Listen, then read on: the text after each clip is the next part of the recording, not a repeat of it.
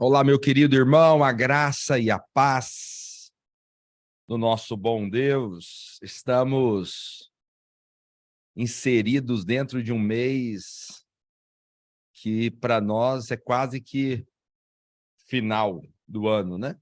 Estamos aí no mês de novembro, concluindo, finalizando as tarefas da igreja, nos preparando para uma conferência sobrenatural daquilo que Deus irá fazer. Eu creio que vai ser um momento não só de edificação, de muita palavra, de muita adoração, mas vai ser um tempo também de muita inspiração, porque estaremos ali entrando para um prédio Arena 7.000. É um negócio assim, vai ficar na história, e eu quero fazer parte disso. Glória a Deus. E hoje, como nós estamos aqui, eu vou dizer a minha realidade, nós estamos concluindo tudo para finalizar e chegar lá em Goiânia já com tudo finalizado, preparado, terminado. Eu queria falar sobre isso. Queria falar sobre tempo de conclusões. Você sabe, a nossa vida ela é feita de inícios, mas é feita também de finalizações.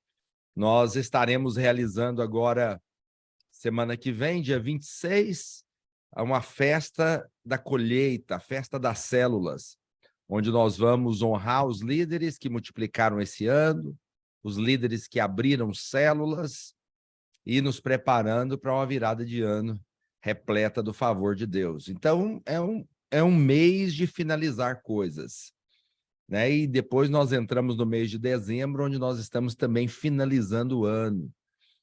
Eu gostaria de ler um texto com você, um texto base para nós falarmos sobre esse assunto, que está em João 19, 28. O texto diz assim, depois, vendo Jesus que tudo estava consumado, veja, depois, vendo Jesus que tudo já estava terminado, concluído, para se cumprir a Escritura, disse, tenho sede.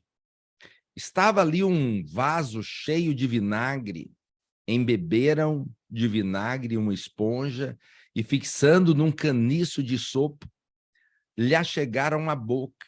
Quando, pois, Jesus tomou o vinagre, disse, está terminado, está consumado. E, inclinando a cabeça, entregou, rendeu o seu espírito.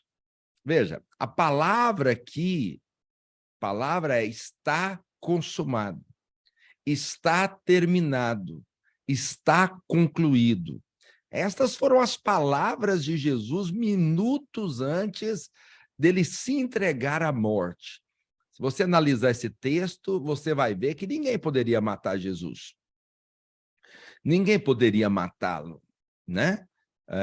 Quando você lê determinados textos, você percebe uma fração do poder de Deus, né? Lá em Mateus 26, 53, a Bíblia diz assim, acaso pensas que não posso rogar ao meu Pai e ele me mandaria neste momento mais de 12 legiões de anjos? 12 legiões de anjos. Essa ocasião aqui foi a ocasião que Pedro tirou da espada para impedir que os soldados prendessem Jesus. E Jesus está dizendo, Pedro, guarda a espada. Você acha que eu não poderia rogar meu pai agora e ele me mandaria agora para me socorrer 12 legiões de anjos? Uma legião romana era 6.000 soldados, né? Nós estamos falando aqui 72.000 anjos que Deus mandaria só para socorrer Jesus. Você vê que quando os soldados chegam para prender Jesus, e Jesus pergunta, a quem buscais? E aí eles dizem, o Nazareno, Jesus. E Jesus fala, sou eu. Os soldados simplesmente caem por terra. Tamanho era o poder de Jesus, entende? Então, por que eu estou te dizendo isso? Porque, na realidade, ninguém prendeu Jesus.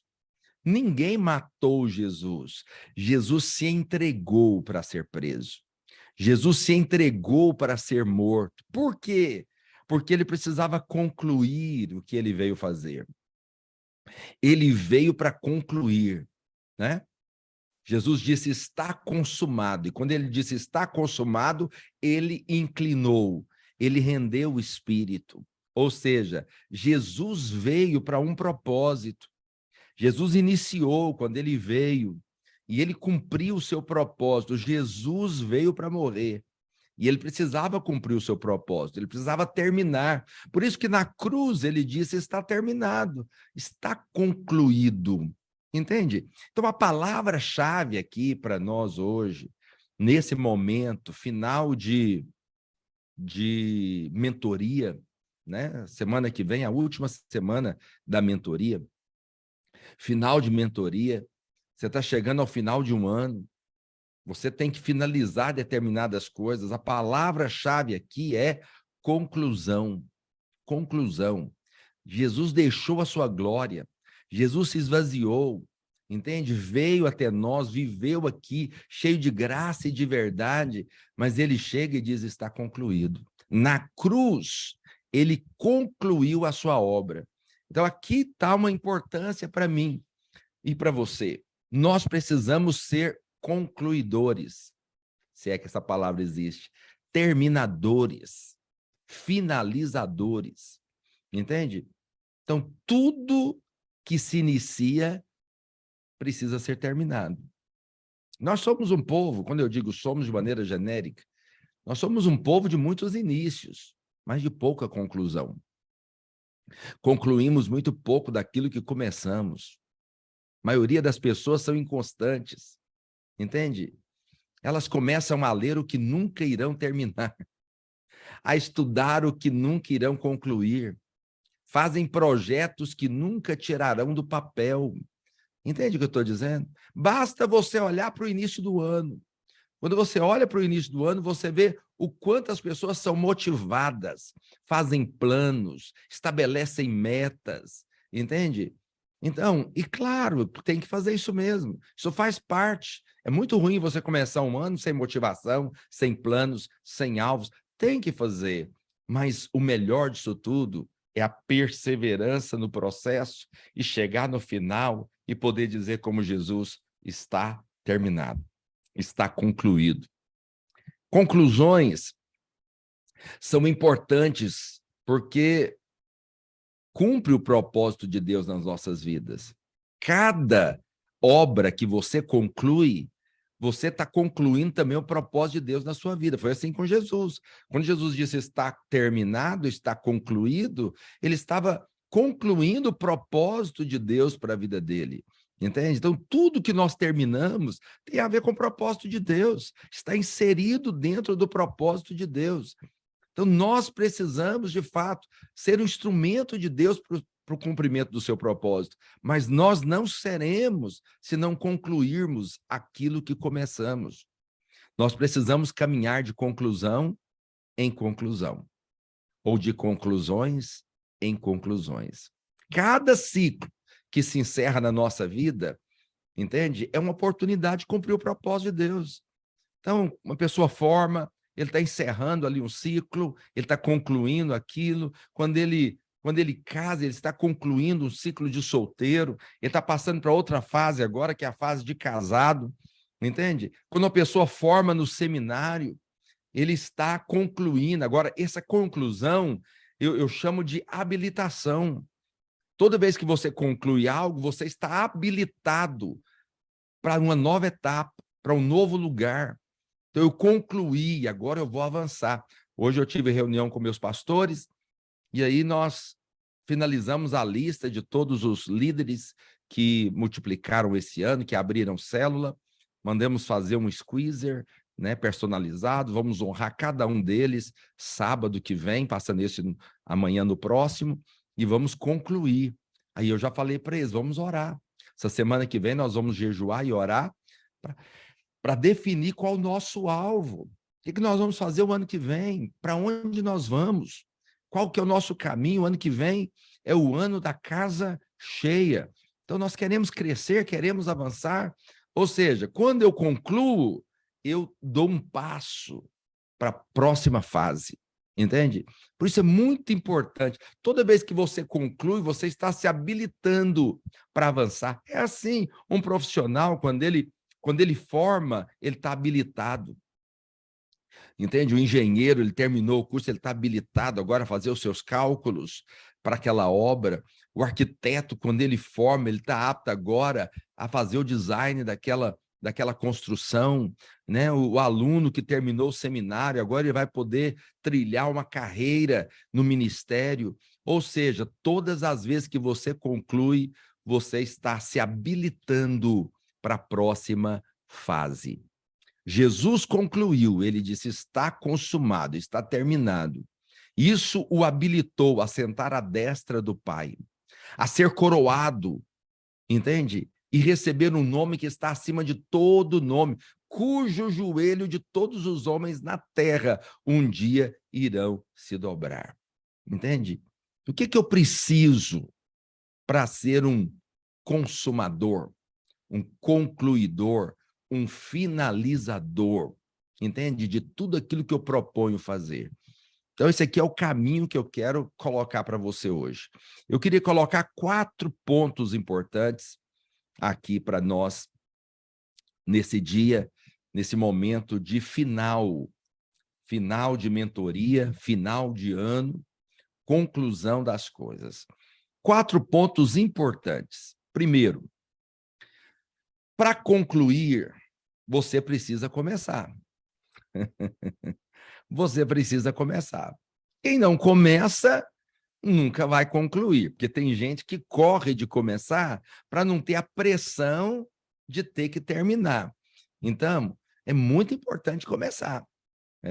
Quem não começa, nunca vai terminar. Mas não é uma questão só de começar. Precisa começar da maneira correta. Então, Deus é o iniciador de tudo. Tudo. Olha, irmãos, todos os avivamentos que aconteceram, Deus iniciou, incitando pessoas a orar, a buscar a Deus, e por isso que os avivamentos vieram, entende? Então, nós precisamos entender que é Deus que inicia. Ele é o primeiro e o último, o alfa e o ômega. Então, nós precisamos de buscar a Deus para não começar coisas naturais, porque é isso que as pessoas ensinam aí fora. Aí fora, os coaches vão ensinar isso, né? O que você tem que começar, tem que fazer isso, fazer aquilo, mas são tudo coisas naturais. Nós não. Nós começamos as coisas em Deus. Tem uma frase que eu ouvi de um pastor e me marcou, e eu carrego essa frase comigo. Eu acho ela muito interessante e impactante. Ele disse o seguinte: tudo que começa de pé, começa para cair. Mas tudo que começa de joelhos, começa para ficar de pé. Ou seja, tudo que começa em Deus, buscando, ouvindo de Deus, de joelho, começa para ficar de pé. Mas aquilo que começa de pé, simplesmente por fazer coisas, essas coisas não têm muita durabilidade, entende? Quando você começa as coisas em Deus, então você tem a bênção de Deus para a sua vida. Tem a bênção de Deus naquilo que você está propondo fazer, entende? Então nós precisamos começar coisas em Deus, não em nós mesmos. Porque essas coisas em Deus, elas estão debaixo do propósito de Deus. Eu gosto do texto de João 3:8, ele diz assim: o vento sopra onde quer, ouves a sua voz, mas não sabe de onde vem, nem para onde vai. Assim é todo que é nascido do Espírito. Então, nós somos nascidos do Espírito. Nós não somos apenas nascidos da carne, nós somos nascidos do Espírito. Então, as nossas coisas são em Deus. É o vento de Deus que sopra, é o vento de Deus que nos guia. Então, tudo que vamos inicializar, começar, precisa começar em Deus, entende? Então, nós vamos passar uma virada de ano. O que nós vamos fazer o ano que vem? Deus já colocou coisas no meu coração, já compartilhei com meus pastores. Eu quero fazer uma estratégia de crescimento para o ano que vem. Ou seja, mas essas coisas são inspirações divinas. É Deus que sopra, é Deus que nos conduz.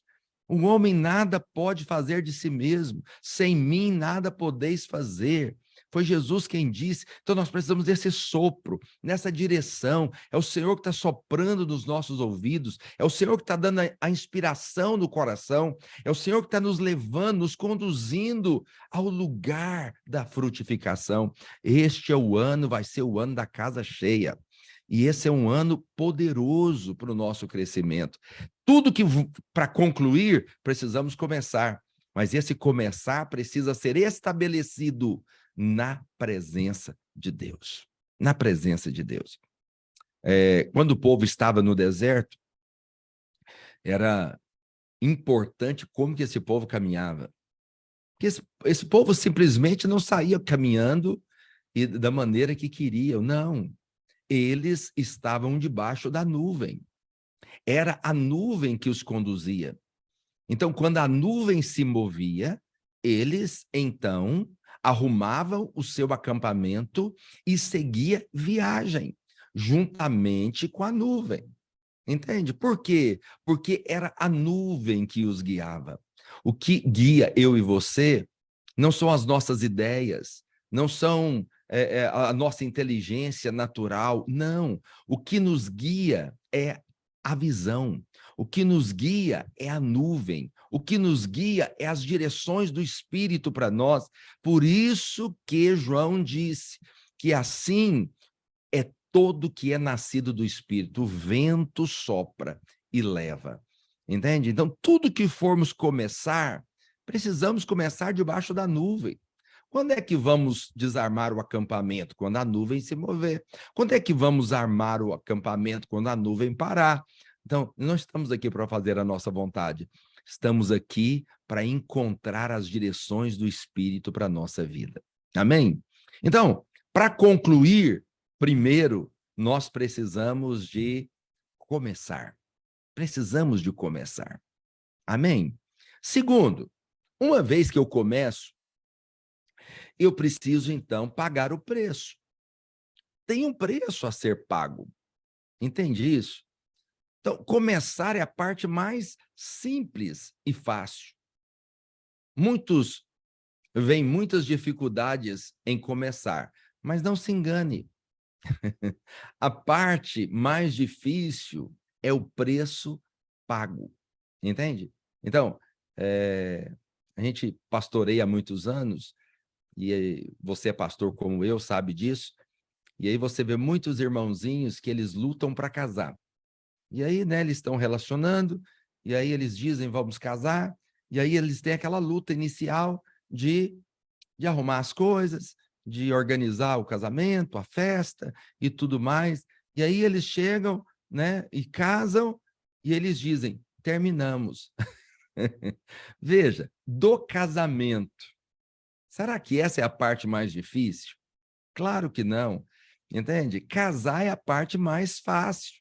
A cerimônia é a parte mais fácil, entende? Aí, depois que ele casa, que ele diz sim, que ele volta da lua de mel, aí começou o casamento. Esse é o momento da perseverança. Este é o momento de pagar o preço. Aí, se não tiver cruz, o casamento não segue. Compreende o que eu estou dizendo? Então, o início é fácil. Não é difícil começar.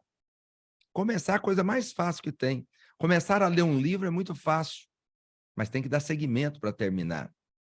Começar a pastorear é muito fácil, mas tem que dar seguimento nisso até o final. Nós precisamos de bons referenciais, né? Nós temos um pastor que é referencial, pastor Aloysio, entende? Então, sim, nós precisamos chegar no final da vida e chegar bem. Chegar bem. É muito triste quando alguém termina mal o ministério, termina mal o que começou, né? Paul Yanshu era para terminar muito bem, trocou os pés pelas mãos, terminou muito mal, entende? Concluiu muito mal, né? Com causas judiciais e tudo mais. Ou seja, nós precisamos de referenciais, e nós temos na nossa igreja referencial. Então, nós precisamos começar, mas tem um preço a ser pago. Eu sei que o pessoal ouve a mensagem da graça e acha, porque nós ensinamos a graça, que não tem preço a ser pago. Não tem. Jesus disse: vinde a mim, todos os que estáis cansados e sobrecarregados, e eu vos aliviarei. Mas aí você tem que dar continuidade. Tomai sobre vós o meu jugo, porque ele é suave e leve, mas tem jugo. Tem um certo jugo, entende? Eu não sei se você recorda o que é um jugo. O jugo é como uma forquilha que eles cortavam de madeira, eles colocavam na cabeça do animal para ele não atravessar a cerca, o obstáculo, entende? Então, nós tínhamos um jugo pesado do diabo, mas o Senhor tirou esse jugo pesado, mas ele colocou um outro jugo. Então, tem algo, um preço para ser pago, sim. Tem um preço a ser pago de oração, tem um preço a ser pago de jejum, tem um preço a ser pago de morte, entende? Aquilo que vamos morrer, né? Abrir mão da nossa vida para que aquilo seja realizado. Então é muito importante entender isso.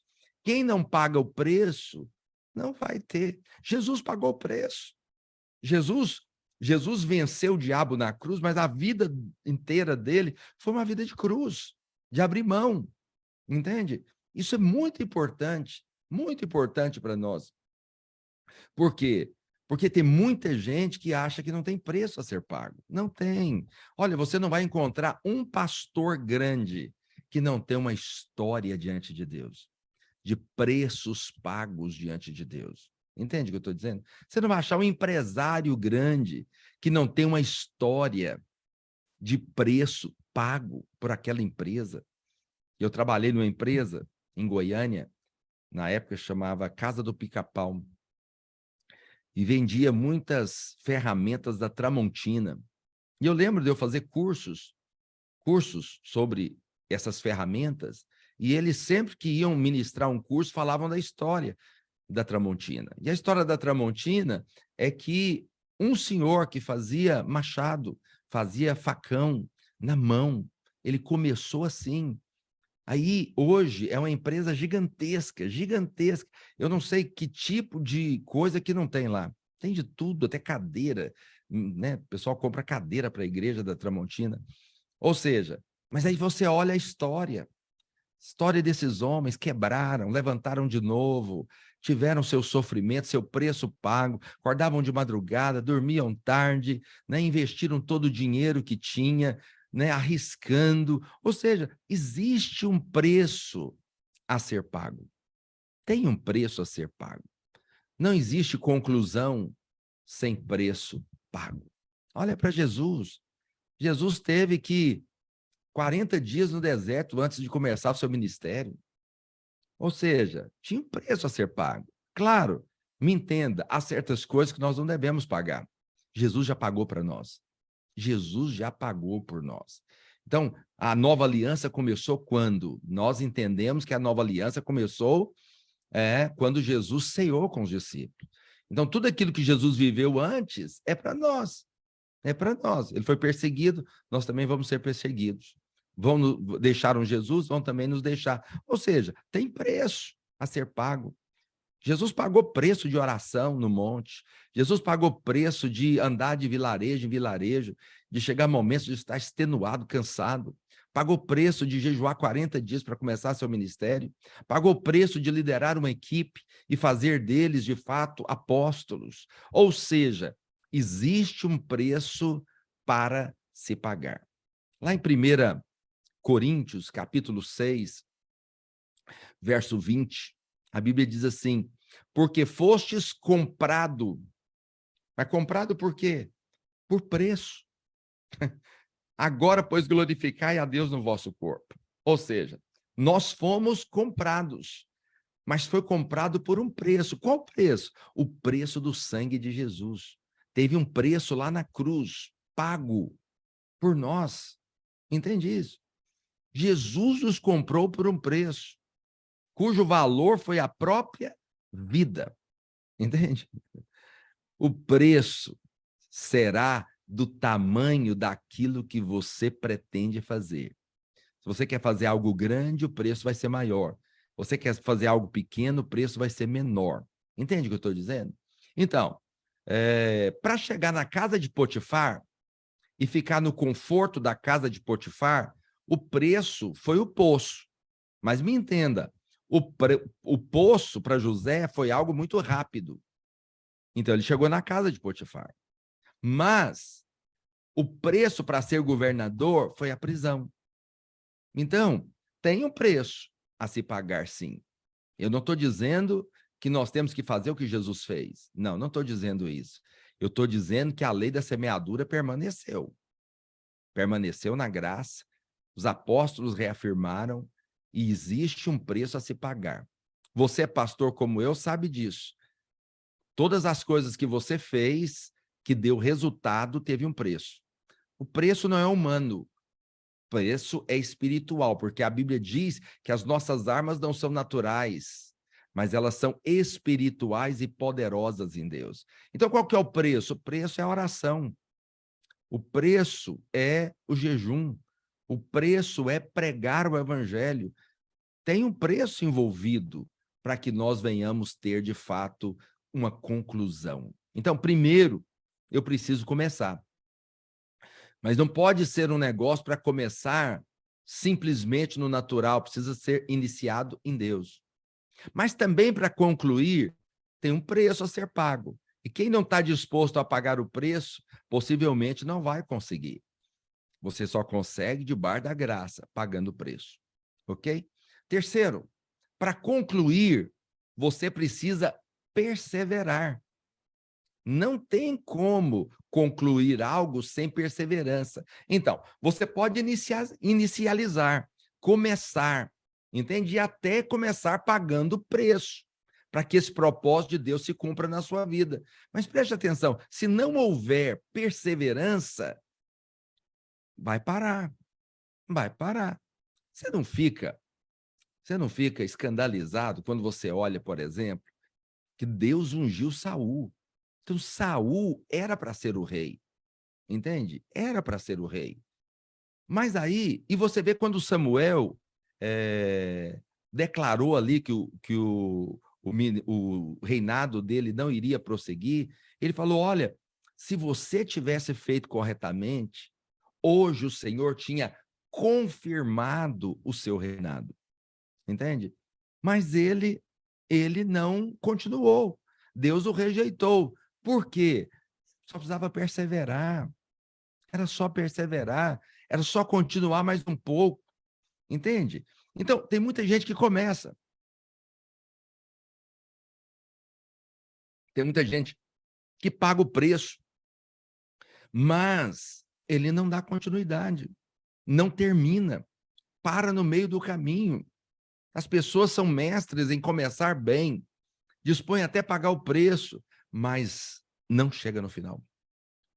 Muitos param. Se você pegar um montante de todos que começam e você fizer uma amostragem, você vai ver que o número de quem conclui é muito pouco. Entende? Por quê? Talvez porque muitos têm uma ideia errada de perseverança. Porque eu já vi gente, seguinte, eu estou perseverando. Meu irmão, não tem perseverança quando as coisas estão boas. Não precisa de perseverança. A perseverança é quando a coisa está ruim. Aí precisa, de fato, é quando o vento é contrário, é quando o dinheiro não chegou, é quando as células não estão multiplicando, é quando o crescimento não chega, entende? É quando você não sai do lugar. É nesse momento que você tem que perseverar fazendo a mesma coisa, para concluir no final. Quando está tudo indo bem, que perseverança precisa? Nenhuma. A perseverança é algo que precisa, de fato, quando a coisa está ruim. Eu vou te dar 2 exemplos aqui muito claros. Nas Olimpíadas de 2014, uma polonesa chamava Justina, ela ganhou a medalha de ouro lá na Rússia. E aí você pode dizer, pastor, o que isso tem a ver com perseverança? Tem a ver pelas condições que ela ganhou essa medalha, entende? Ela conseguiu o melhor tempo com o pé quebrado. Entende? Então, quando a prova mais exigia do seu corpo, ela estava com o pé quebrado. Então, isso é o quê? Perseverança. É continuar mesmo com o pé quebrado. É continuar mesmo com o vento contrário. É perseverar num jogo, no segundo tempo, nos minutos de acréscimo, entende? E ganhar a partida suando a camisa. Isso é o que? Perseverança. É quando o cansaço está terrível, né? O pessoal do exército diz que quando você diz que não aguenta mais, você ainda tem 25% de força para continuar. Então, perseverança é isso. Eu gosto de MMA, né? UFC. Tem um lutador que hoje parou de lutar, o Anderson Silva, que é brasileiro, que foi um fenômeno, né, no meio do UFC. E acontece que em 2010 ele lutou com um sujeito chamado Chael Sonnen. E ele foi lutar com esse sujeito, né? O cara era um falastrão, e ele se levantou falando, e na hora da luta, o Anderson Silva tinha o cinturão, e ele foi lutar com ele. E na hora da luta, o que aconteceu? São 5 rounds de 5 minutos. São 25 minutos de luta. Deixa eu falar algo para você. Do primeiro round ao quinto round, todos os rounds, ele derrubou o Anderson Silva e bateu até não querer mais. Até não querer mais. O que aconteceu? Ele poderia desistir em qualquer um dos rounds, porque ele apanhou demais. Mas no último round, no último minuto, o Anderson Silva fechou uma chave de braço e venceu a luta. Por que ele venceu a luta? Por que ele concluiu? Ele concluiu porque ele perseverou até o fim. Ele foi até o final. Ele poderia ter desistido. No primeiro round, ele poderia ter desistido, porque ele apanhou muito. Entende? Então, o que eu estou te dizendo, desses 2 exemplos e tudo que eu estou falando, é que o seguinte, não adianta só começar. Não adianta só pagar um preço. Tem que continuar pagando o preço até o final. São 5 rounds a luta. Você tem que ir até o fim, porque às vezes a sua vitória está no final. É lá no finalzinho que o Senhor vai te garantir a vitória. Entende o que eu estou dizendo? Então, se não tiver perseverança, se não continuar, se não tiver estabilidade, entende? Não tiver essa firmeza de permanecer no mesmo lugar, entende? Até ver se cumprir a promessa de Deus. Então, não vai concluir. A conclusão acontece quando nós perseveramos. Perseveramos. Amém? Aí eu tenho o 4º ponto. Porque parece assim, que você começar em Deus, você pode, então, perseverar, né? Você pode, eu falei o segundo aqui, que é pagar o preço. Você pode começar em Deus, pagar o preço, você pode perseverar. Mas tem um detalhe aqui, que é um tempero, uma pitada de sal, uma pimenta do reino aqui, que é importante, entende? Tem que ter amor envolvido. Você sabe? Porque é perigoso você começar coisas, você pagar o preço, perseverar, mas está faltando uma pitadinha, entende? Jesus concluiu, ele disse, está consumado, está terminado. Ele, ali na cruz, ele quitou todo o escrito de dívida que era contra nós. Tudo aquilo que foi instituído lá no Éden, do primeiro Adão, da queda do primeiro Adão, nós tivemos a redenção no segundo Adão, que é Jesus, entende? Então, ele quitou ali. Então, nós fomos livres da ira de Deus, nós fomos livres do inferno e nós fomos livres da condenação eterna, né? Que é a segunda morte. Nós somos livres de muita coisa. Agora, por que Jesus fez isso? Jesus fez isso por amor. Jesus fez isso porque ele nos amava. Porque Deus amou o mundo de tal maneira que deu o seu filho. Seu filho. Para quê? Para pagar o preço por nós. Então, tem amor envolvido. Você sabe, se tudo que nós temos é apenas uma vontade de vencer, se tudo que nós queremos é algum tipo de sucesso, Então, eu quero dizer algo para você, nós não temos nada. O propósito de Deus requer coração. O propósito de Deus requer amor envolvido. Entende o que eu estou dizendo? Eu não sei se você recorda quando Jesus entrou no templo e tinha ali os cambistas vendendo as coisas. É muito interessante isso, porque Jesus repreendeu quem vendia. Mas um detalhe que muitos não percebem é que Jesus repreendeu quem vendia e repreendeu quem comprava. Por quê? Porque quem comprava tem um detalhe muito interessante aí. Eu não sei se você recorda, mas é o seguinte: quando o tabernáculo foi colocado em Siló, quando eles entraram na terra prometida, e o tabernáculo foi colocado em Siló, ou o templo foi feito, todos iam uma vez por ano para adorar. E a adoração era um sacrifício. Eles levavam um animal. Só que, quando você olha lá para o Egito, a Bíblia diz que quando Deus mandou matar o animal, mandou matar o animal de 1 ano. De 1 ano.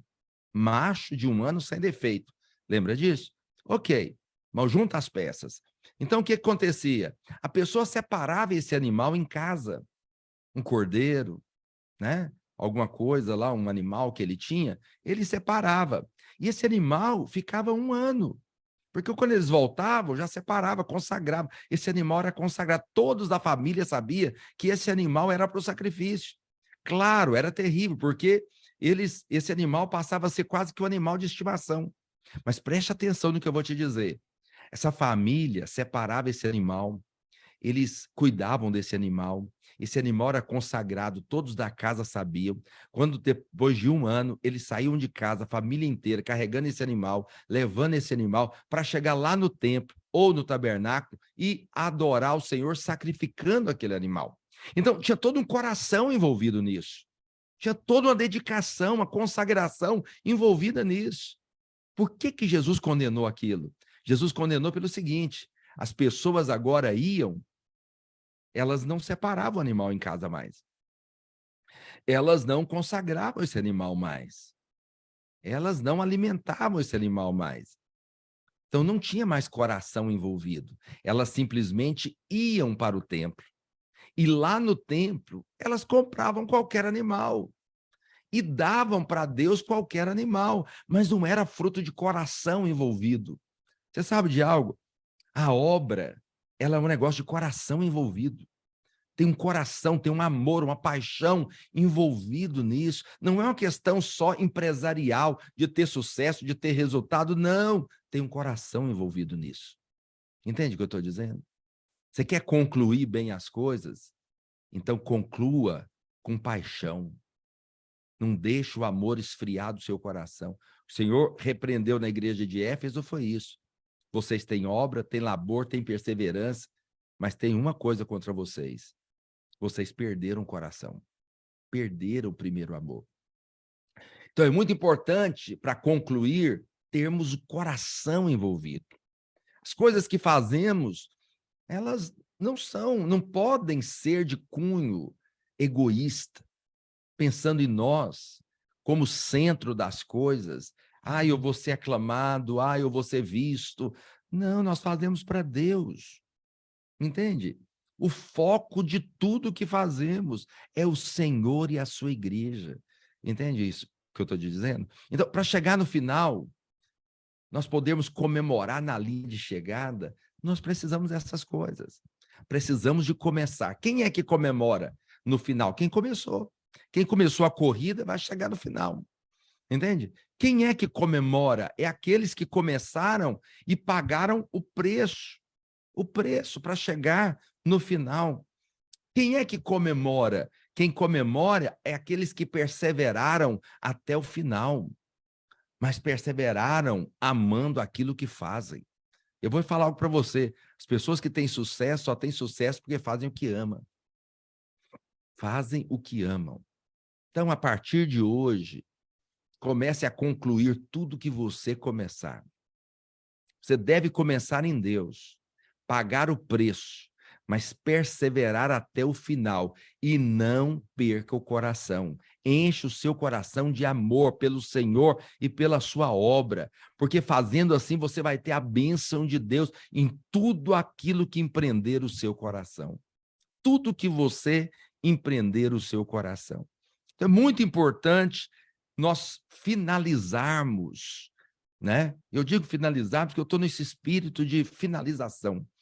Né? Estou fazendo a festa da colheita, faço a festa da colheita no dia 26, aí prego no dia 27, no dia 28 eu já saio de manhã para Goiânia, para a conferência, para me encher. Ou seja, eu estou finalizando. E depois eu volto para fazer Semana da Virada e entrarmos no novo ano. Estes são meses, novembro e dezembro, de finalizações. Estamos finalizando a mentoria de um ano. Estamos finalizando coisas na obra que nós edificamos. Mas finalize isso debaixo da bênção de Deus, com o coração consagrado. Entende? Não compre o animal para o sacrifício. Não, consagre-se o seu coração. Seu coração. Primeiro, comece. Comece em Deus. Segundo, pague o preço que for necessário em oração, em jejum, em consagração. Não pare por nada, ainda que os ventos sejam contrários. Persevere, permaneça no mesmo lugar, no mesmo propósito. Entende? Todos queriam tirar Jesus de ideia. Pedro falou para Jesus: Senhor, tem dó de ti mesmo. De maneira nenhuma isso deve acontecer com o Senhor. Jesus falou: arreda, Satanás. Você não...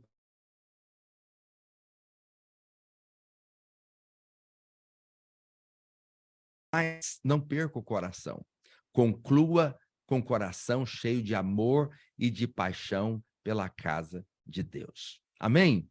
Eu quero orar por você para concluirmos bem este ano. Deus tem grandes coisas para fazer em você e através de você. Amém? Senhor, em nome de Jesus, eu oro por cada um dos meus irmãos, colegas de ministério, abençoo a vida deles, declaro, ó Deus, boas finalizações, boas conclusões na sua vida, na sua igreja, no seu ministério. Pai, eu declaro em nome de Jesus, nada pode detê-lo, nada pode impedi-lo. Ó Deus, ele é escolhido do Senhor, separado para esta obra e foi designado para dar fruto e o seu fruto permanecer. Por isso, Deus, dê a ele cada dia ousadia e fé para continuar, para perseverar e manter o coração aceso na tua presença, em nome de Jesus. Deus te abençoe, te dê um final de semana abençoado e um final de ano repleto das conclusões da parte de Deus. Deus te abençoe.